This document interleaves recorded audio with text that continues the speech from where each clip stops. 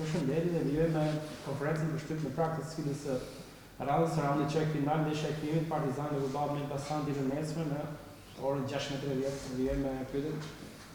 Profesor, si duket gjendja e ekipit në praktikës ndeshjes me Elbasanin? Përshëndetje, gjendja themi e mirë, çunat kanë stërvitur mirë këto 2 ditë që kanë qenë, sepse duke qenë se janë ndeshjet shumë më afër njëra me tjetrën, nuk është se kena shumë kohë për të përgatitur ndeshjen, të themi të drejtën, por në stërvit janë dukur mirë, kemi mundu të rikuperojmë energjitë e humbura në ndeshjen e fundit.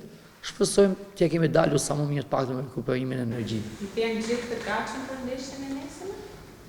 Besoj se do jetë thuajse të gjithë të gatshëm, besoj se po, të shohim sot seancën e fundit të stërvitjes, të shohim mos ka ndonjë shqetësim, por deri dje nuk kanë shfaqur asnjë shqetësim, kështu që besojmë që do jemi të gjithë.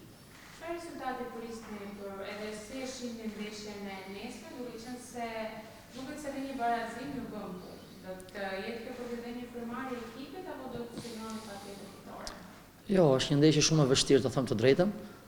Rezultati i ndeshjes së parë ndoshta na favorizon paksa, por është një ndeshje shumë e vështirë, duke parë edhe cilësinë e ekipit që kemi përballë. Elbasani është një ekip që di të sulmoj shumë. Kështu që duke parë rezultatin e ndeshjes së parë, është një ekip që do luajë gjithçka për gjithçka dhe në këto momente bëhet shumë i rrezikshëm, sepse pjesën ofensive Elbasani ka jashtëzakonisht shumë cilësore. Kështu që besoj ne nuk do hyjmë për barazim, sepse po hyjmë për barazim do rrezikojmë shumë. Ne duhet të sigurojmë ndeshjen, të shënojmë golin, të fitojmë ndeshjen. Profesor, Elbasani klub edhe Dinamo në kampionat, besoni që do të dalë Partizani me të dyja këto ekipe? Atëherë, ju kam thënë edhe më përpara që ne shikojmë ndeshjen e radhës, ne shikojmë ndeshjen e nesërme, ndeshjen e nesërme me Elbasanin, i gjithë fokusi është aty.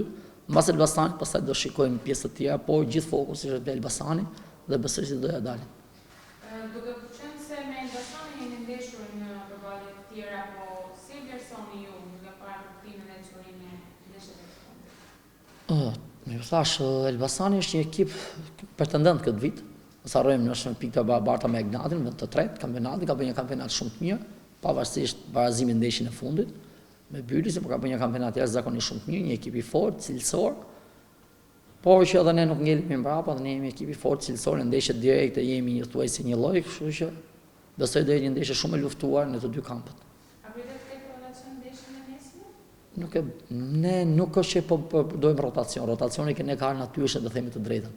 Ne nuk është që kemi pikësynuar të bëjmë rotacion, por ka natyrshëm, kartona, dëmtime, janë detyruar, janë ndru lojtarët, janë ndru formacioni, ka qenë një mini rotacion i natyrshëm, jo i ushtruar nga ne, po thjesht nga gjendja e lojtarëve, kështu që nuk besoj që do ketë rotacion, gjithsesi kushdo që të hyj, tek ne jep maksimumin, është parë në ndeshjen e fundit, kështu që të gjithë lojtarët janë një lloj, sepse tek ne është grupi, nuk është individja.